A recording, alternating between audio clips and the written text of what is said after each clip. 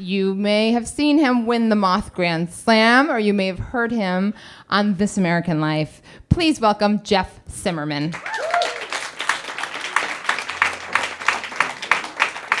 It's like right after, maybe it's my sophomore year in college, and I'm in my parents' house in my childhood bedroom, sitting in my bed, and I mean, there's no more buffalo left to hunt, right? And people don't make things with their hands anymore. So all you really have to turn you into a man is that first breakup in college. And I'm just sitting there having it, feeling it hard. I'm sitting on my bed, crying in my hands. And like, you know when you cry and you run out of crying, you just have to go, ooh, like that, because you run a test pattern until the cry comes back. And I'm doing all the breakup stuff. I'm listening to the Smiths. I hate the Smiths, but I just thought you're supposed to listen to the Smiths when you go through a breakup. And then my little sister comes in and sits down next to me, and she put her arm around me like this and kind of gave me a side hug and then turned and gave me a real hug, a big one. And she pulled some tissues out of her pocket and kind of starts drying my tears. And we just sat there quiet for a second. And then she said, "Hey, Jeff, I just want you to know something, man. Bitches gonna come and bitches gonna go. But the love we got between us, that shit is deep and real and lifelong, dog." Right? Like, I've loved you since the day I was born. I'm gonna love you till after you are dead. And that's just how it's gonna be. And I always wanted you to know, I secretly hated that bitch. You say the word, I'm gonna go around her house with a dog chain and show her what the fuck time it is. You just let me know. My little sister offered to chain whip my first ex-girlfriend ever when I got dumped. I just went with the hug. I was like, I'm gonna just go hug right now. We are very different people. We have the same parents. That's weird for me. It's not like, sometime in the late 70s, there was this knock on the door. My mom opened it. There's a baby in a bassinet, and it says, "Here, take this child, love it, raise it. I can't handle this anymore. Signed, Method Man." Like we grew up in the same house, so I don't know what happened. But when I was in college, like getting super into Sonic Youth and studying painting, she was out running the streets in Norfolk, Virginia. She's 4 years younger than me. When she gave me that little heartwarming speech, she was a sophomore in high school. She was invited to join all kinds of gangs in high school, and we're not joiners. Our family, she freelanced, and she would just go do shit just to see what did it feel like, just to feel bad coursing through her body. She would always go out with these dudes that had those guys in high school that always have this like a hologram of a mustache right here, and then like a great big starter jacket, winter coat, but it advertises a sports team that's nowhere near where you live at. We're in Virginia, and he always wore an Oakland Raiders coat, and they would do stuff like break into rich people's houses and drink 40s in the living room, and then just leave. And leave the door open and leave the 40s on the table. So when people came home, they'd be like, "What kind of weird Goldilocks shit went down in here?" And I heard it rumored, she never confirmed or denied this, but I heard it rumored that one time they stole a bunch of handguns from somebody's house. We're from Virginia, and there's no noticeable gun laws whatsoever in Virginia.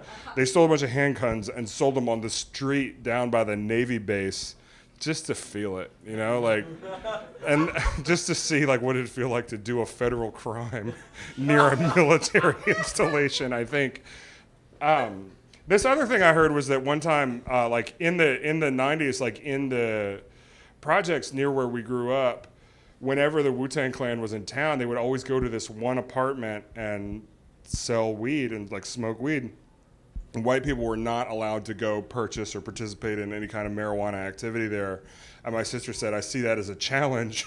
Went to a tanning bed. We darkened right up. And went to a tanning bed for a week, put her hair up and wore baggy clothes, and went and bought an ounce from Method Man when he was playing in town, just to see what it felt like. That's my sister. That's not me, And so the protective older brother thing is really confusing, right? How are you supposed to vigorously protect your sister from her choices? I don't know, but you just kind of hope it's going to work out.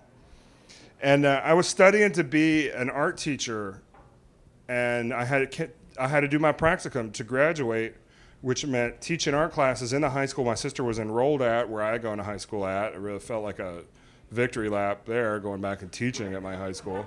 And I was excited about it at the time, but we talked about it ahead of time, and I was just like, Jess, look, I'm gonna have to teach at your school.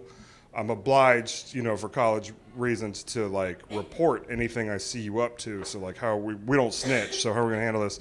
And we agreed that like we're gonna stay on opposite sides of the building as much as possible, so she could live her life and I could live mine.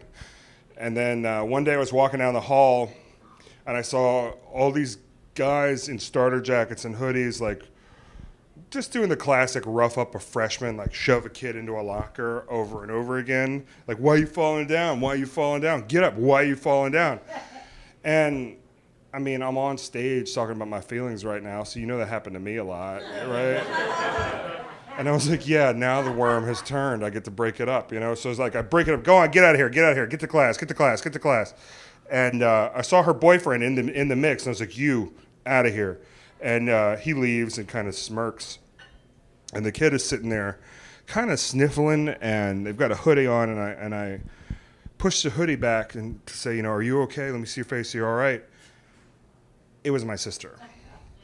So my sister's boyfriend and her friends were just like roughing her up for a little fun before lunch. And immediately I'm just like, woof, like just a creature of like white hot rage, right? And she's like, her jaw is really set and her eyes are all wet. And I know this face because I've made her make it a million times, right? Like, she's fucking fine, thank you very much. Like, and I was like, are you okay? Are you okay? And she's like, yeah, I'm fine, I just gotta go. And then leaves. And I don't know what to do. Like, as an educator, I have an obligation to find this kid and force him to meet consequences. And I want to do that. I mean, all I really want to do is just find him, sit him down, have a little conversation with him about his behavior, and then just cover him with gas and set him on fire. Or like tie him to my bumper and do laps around the school and like blast Slayer out of the windows or something, And like all day I'm just consumed with like, what am I going to do when I find this kid? And it was very difficult to teach that day. I gave a lot of film strips in class, and I just thought a lot about how many different cool ways could I torture this kid when I find him. But the thing about an elaborate revenge fantasy is that it totally takes up all the brain space for a real plan for what you might do when you run into the actual person that's still in the building, which is what happened when I went to the bathroom. I go in the bathroom during my planning bell, and that stupid kid is standing there. He's got his foot up on this pipe, and he's looking out the window. And he's got this dreamy smile on his face. And like, he's just letting the breeze ruffle his mullet off of his shoulders a little bit. And like, what kind of a kid? This idiot skips class to just hang out in the bathroom. That's, anyway, like, just that enrages me. Plus, he was beating up my sister, and I just went up to him, and I spun around by his shoulders, and I grabbed him, and I said, hey, man, I saw you roughing up my sister in the hallway. And then I just ran out of plan. Because, like, when you're thinking about, like, dipping somebody's face into the Ark of the Covenant from Raiders of the Lost Ark, you're not, like, really figuring out what you're really going to do. And I'm maintaining eye contact, and I've got him, and he's just, like, looking at me, and I'm looking at him, and he starts wiggling, and I can feel the moment fading, and I'm just like, I got to do something. It's going. I don't know what to do. Oh, Jesus, what do I do? So the first thing that popped into my head, I just did it. You got to commit, So I pulled him in. I kissed him on the mouth. Just like long and deep. Just held him and just got into it. I could feel his mustache under my lip. I don't know how y'all do that. It's gross. And the thing is he's just like limp. He's completely limp. Both of our eyes are wide open. We're maintaining contact the whole time, like a tractor beam, And he's not kissing back, but he's also not pulling away. He's completely lifeless. And the whole time I'm just thinking like dominate and intimidate. Like, and in my eyes, it's just like you've opened a doorway to God knows what, but we're going through it together, buddy. Like, this is what you do. You cross one of us, you cross all of us. And that's how it goes. And then I just like came to my senses and pushed him away. And I was just like, oh God. Well, I think we're done here. I look forward to seeing you around the house. I got to go. And I left the bathroom and just collapsed in the hallway because I've just mouth raped a student during my first week as a teacher. That's got to be bad for your career. So I limp through the day, and I get home and I'm in my bedroom and I'm just rocking myself and listening to Batman, the animated series on TV. That's how I cope. And my sister comes in, she like kicks the door in and says, Jeff, what have you done? What have you done? They were meant to smoke some blunts by the train tracks, and he just quit. He just broke up with her, and he's like, I gotta go. None of it. I want none of this. I gotta go. It was perfect. He's too homophobic to tell his friends about it, and nobody would have believed him if he'd told the principal. So like he was just like, I gotta go. I'm out. He probably hopped a freight train right then. He just went to Omaha and opened a tire dealership or something. Just started over. She's like, what have you done? And I said, Jess, bitch is gonna come and bitch is gonna go. But that love we got is deep and it's lifelong, baby, and I'm not lying. It's usually where I end this, but she got married 2 years ago to a Navy SEAL, and I did an edited version of this story as a toast at their wedding, and I was just like, Jess, my kissing days are over. Like, this guy fucks up. You figure it out. All right, thanks.